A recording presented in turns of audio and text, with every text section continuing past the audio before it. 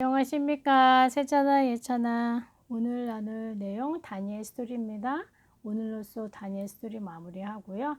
제목은 다니엘이 사자굴에 던져지는 내용입니다. 위기죠. 그러니까 죽음의 위기인데 잘 알고 있는 대로 하나님이 다니엘을 보호하십니다. 다니엘은 기도의 사람이잖아요. 결국 기도의 응답을 받은 건데 어떤 기도를 했을까요? 자, 그리고 우리가 가끔 기도가 안 될 때가 있어요. 그런데 다니엘은 계속 기도를 이렇게 지속해서 한 사람입니다. 나름대로의 비밀이 있겠죠. 자, 그 내용도 우리가 하나씩 찾아보도록 하겠습니다. 지금 이 일이 있었던 시대는 바벨론은 아니고요. 느부갓네살, 벨사살 왕도 죽고 메대의 다리오라고 하는 사람이 왕이 되어졌어요. 자, 이때는 메대 바사를 다스리는 왕을 다리오라고 부릅니다. 그러니까 어떤 다리오인지는 모르고요. 나라가 넓어졌기 때문에 곳곳에 그 지역을 다스릴 수 있는 사람들이 필요하잖아요. 그래서 120명의 리더들을 곳곳에 세우고 그 위에 120명을 또한 도와줄 수 있는 3명의 사람을 더 세우게 되어지죠. 그 사람 가운데 한 사람이 다니엘이고요. 다니엘은 2명보다 더 위에 포지션을 갖게 되어지죠. 그에게는 다리오 밑에 바로 다니엘이 들어가는 것과 똑같습니다. 세상적으로 보면 성공한 거잖아요. 그러면 좋은 일만 있어야 되는데 어려움이 찾아오기 시작했어요. 가장 큰 어려움이 바로 사람을 통해서 오는 어려움인데 이 2명의 사람은 다니엘을 좋아하지 않았습니다. 질투하는 거죠. 어떻게 하면 다니엘을 이 높은 자리에서 끌어낼 수 있을까? 잘못하는 것은 있을까? 라고 하면 계속 다니엘을 주시하고 받지만 결점이 없는 거예요. 자, 그런데 한 가지 자신들과 다니엘이 다르다는 것을 보지요. 다니엘을 보니까 다니엘은 자신이 믿고 있는 그 하나님한테 기도를 하네. 이때 다니엘의 나이는 몇 살쯤 되어졌을까요? 젊은 나이는 아닙니다. 시간이 많이 흘렀죠. 62세 할아버지죠. 자, 다니엘이 기도하는 그러니까 다니엘의 신앙을 가지고 다니엘을 죽일 계획을 세우게 됩니다. 그 계획은 다름 아니라 왕을 찾아간 거예요. 자, 그리고 하는 얘기가 왕은 너무나 훌륭하신 분입니다. 최고입니다.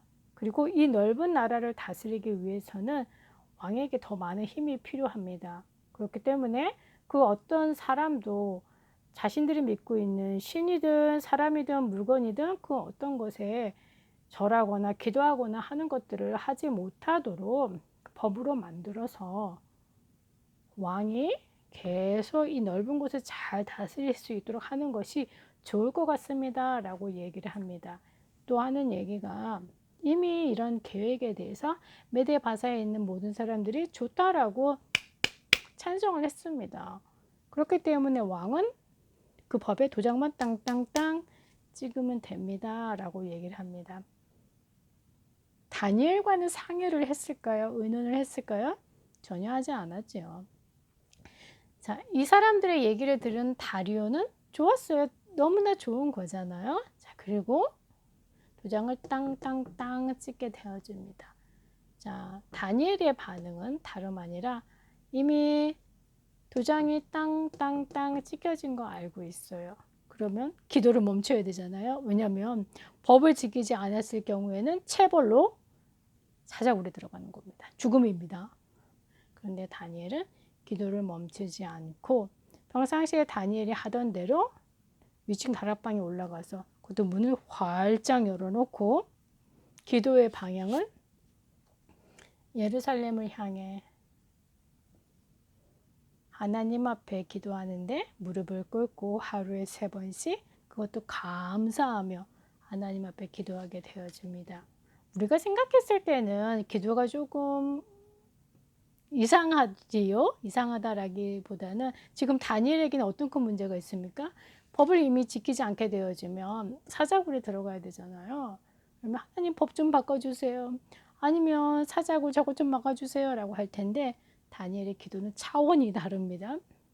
다니엘은 왜 이스라엘이 이렇게 어려움을 당하는지 알고 있었어요. 그렇기 때문에 포로로 잡혀와서도 계속 기도하는 것을 놓치지 않았죠. 이스라엘 백성은 반드시 또한 돌아간다는 것도 알고 있습니다. 이미 말씀으로 그 모든 것들을 확정한 사람이죠.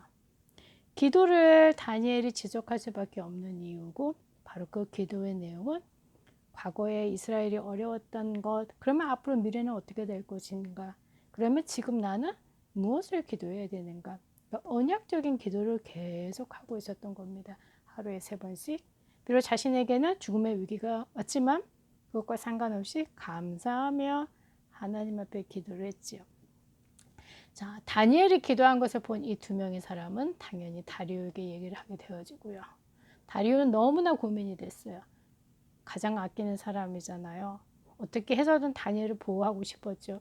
법을 바꿀까? 이렇게 할까? 라고 하지만 이미 왕의 마음을 알고 있는 이 2명의 사람은 왕이 법대로 해야 된다라고 하면 계속 뒤에서 부추기는 거죠.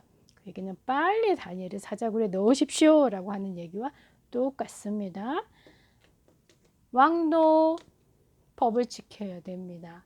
그래서 왕이 왕이 다니엘을 부르게 되어지고요. 다니엘에게 하는 얘기가 다니엘아, 너가 항상 섬기는 그 하나님께서 너를 분명히 건져 주실 것이다 라고 하며 다니엘을 보내게 되어지고 드디어 다니엘은 사자굴로 떨어지게 되어집니다. 그리고 그 누구도 도와주지 못하도록 돌로 막아버리죠. 자, 이쯤 되니까 왕도 너무나 힘든 나머지 밥도 못 먹고 잠도 못 자고 계속 힘들어하고 있는 상황 속에서 하루가 지났어요. 자, 그리고 과연 다니엘이 어떻게 됐는지 너무나 궁금해서 일어나자마자 다니엘을 찾지요. 그래서 다니엘을 부릅니다. 다니엘아 라고 부르죠. 예전에 다니엘의 바벨론식 이름은 무엇인지 혹시 기억나세요? 벨르사살. 그런데 왕은 다니엘이라고 부르죠.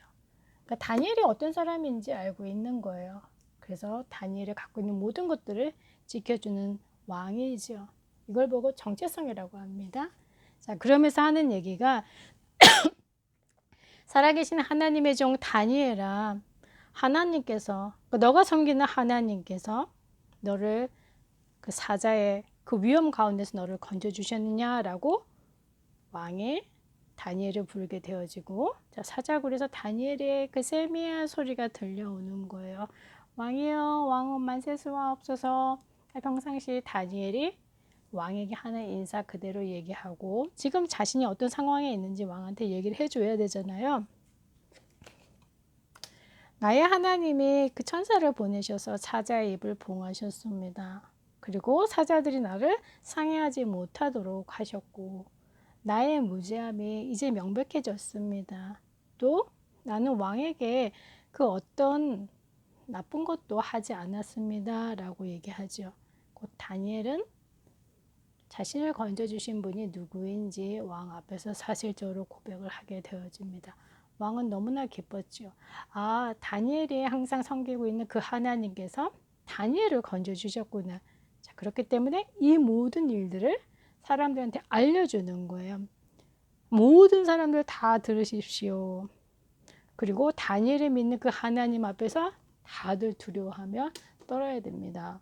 왜냐하면 그분이 살아계신 하나님이시고 영원히 변치 아니하실 것이고 그분의 나라는 멸망하지 않고 그의 권세는 영원할 것입니다. 라고 얘기를 합니다. 그 다니엘의 하나님은 구원도 하시고 건져내기도 하시고 하늘에서든 땅에서든 기적과 이적을 행하시는 분이십니다.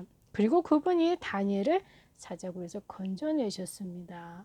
자, 이 고백은 누가 하는 거냐? 바로 다리오가 하게 되어진 거죠. 자, 그리고 다니엘을 이 사자굴에 들어가도록 만든 그 2명의 사람을 대신해서 그 사자굴로 던지는데요.